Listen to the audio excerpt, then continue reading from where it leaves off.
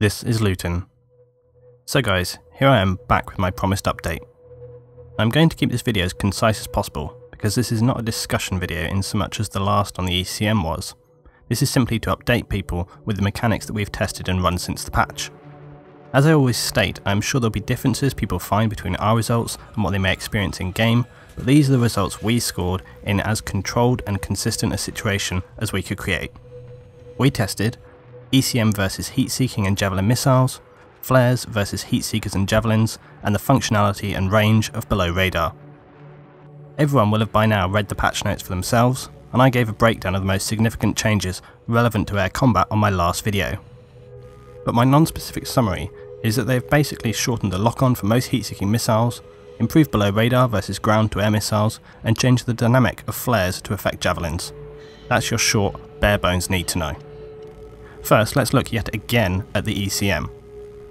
I'm looking at this first because despite what people commented on my previous video, the definitive guide to the ECM, nothing has changed about the dynamic of the ECM. My video still applies to how the ECM functions in that all of its main attributes such as breaking locks, preventing locks, running for 5 seconds, having a shorter effective cooldown than flares, and removing you from air radar. All of these still function as before. The way in which the ECM affects launched heat-seeking missiles has also remained the same for jets and helis. Notably, they affect missiles strongly when in the heli and barely at all when flying in jets. Okay, now we're going to take a look at the functionality of below radar. Now some people still don't understand that below radar is not something you equip. Once you unlock it, it's always active as a passive device, meaning that it doesn't require you to select it, it's just always on. Below radar functions when you are low to the ground for around 2 to 3 seconds. It will break a tracking lock and prevent you from being locked onto. And when flying in a jet, this is quite difficult to actually use. If you want to escape someone locking you, you could try to hit the deck, or if you're coming in for a run and want to avoid stingers, then again, flying low could be a good choice. But it's not really ideal for jets, and there's plenty of other manoeuvres you can use that don't require dangerous flying low on the ground. In a helicopter though, below radar does come into its own, and especially now that it affects infantry-based missiles like the Stinger and the Igloo. To understand how below radar functions, I've made this simple diagram.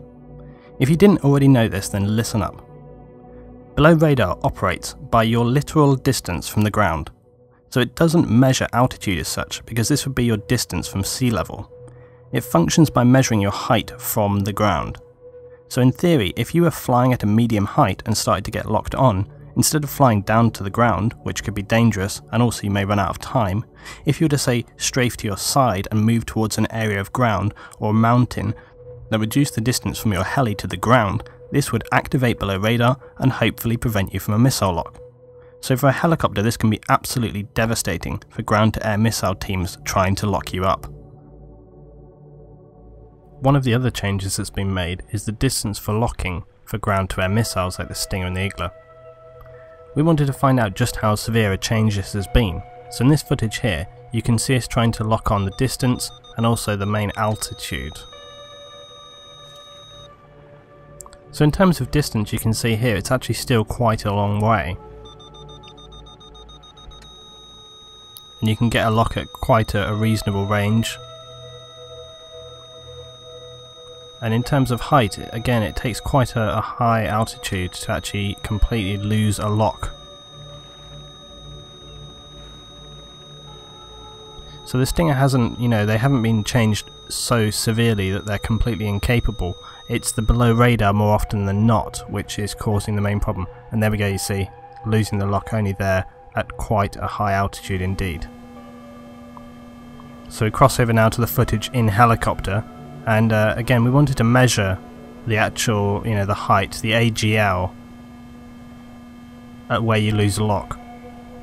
And it's quite difficult to tell. We got some varying results. We tested it several times and it would change, it would vary kind of each time. An interesting thing that we found was that you had to actually go higher to lose a lock than you did to be acquired on one. So we often found we had to go up to about 270, 275 to lose the lock itself. But then after that, we couldn't get our guy on the ground to lock us up until we came back down to about 260, which that's kind of curious. I can't really sort of make sense of that one, but that's what we kind of found. You see, it only starts getting a lock up now when I'm coming back to about 260. So that's the changes that have been made. Again, not too severe, but it does obviously have an effect on the gameplay. Okay, and lastly I'm looking at the changes made to the flares. Now many people thought that giving flares the ability to distract Javelin missiles as well as heat seekers would make the flares very, very powerful and mean that helicopters, when combined with things like below radar, would become almost impossible to destroy. I'm very happy to report that the effectiveness of flares against Javelin missiles has been greatly overestimated. I would go as far to say that in a real game situation it's about as effective as a jet trying to avoid launch heat seekers with the ECM, so in short, very unreliable. Me and my guys tested it in live games as well as in controlled situations, and so far I've only found one situation where the flares reliably distract Javelins, and to do so means that you basically have to sit hovering at an average height and average distance, and you also have to time your flare deployment perfectly. Any other change to your distance, timing or height, or God forbid you should actually be in motion, and the reliability of flares against locked Javelins seems to fall to anything as low as 10 to 15% effective. If you have more than one Javelin launched at you, bail out, because you'll be going down unless you can pull off some extreme evasive manoeuvres. The functionality of the flares was pretty clear, so our overall result was that from 30 tests, the effectiveness of flares versus Javelins was 30% miss and 70% hit to kill.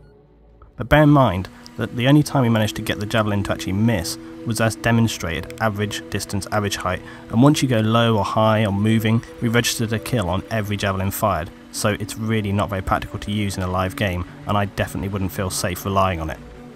Another interesting thing that we found out is that I think many people might have found for themselves is that weirdly, despite the patch notes saying that flares would, and I quote, "Flares will no longer break the lock of a vehicle that is locked on, it will only distract the missiles." That's kind of interesting because as we demonstrate here, it seems to break a lock nearly every single time it's used.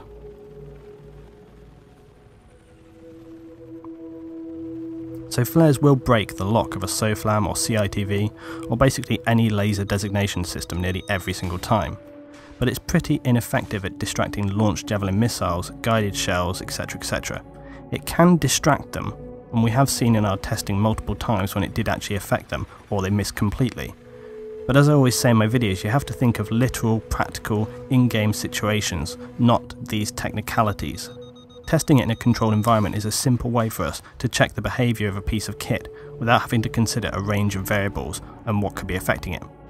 Once you know how something works, it's much easier to evaluate how effective it actually is in a game. And from these tests and seeing it in game, our conclusion was that flares are pretty much the same as they were before, except that now weirdly they seem to be able to break laser locks, which makes even less sense than anything I've tested so far, and I don't even know where to begin with trying to rationalise it.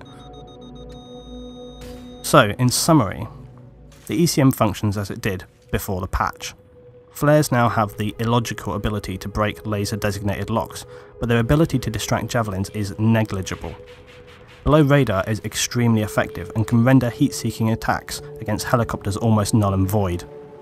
There are many other aircraft dynamics to consider that have changed with the patch, such as the power and timings of some weapons, the improved power of ground-to-air missiles, and much more. But as they say, that's another story.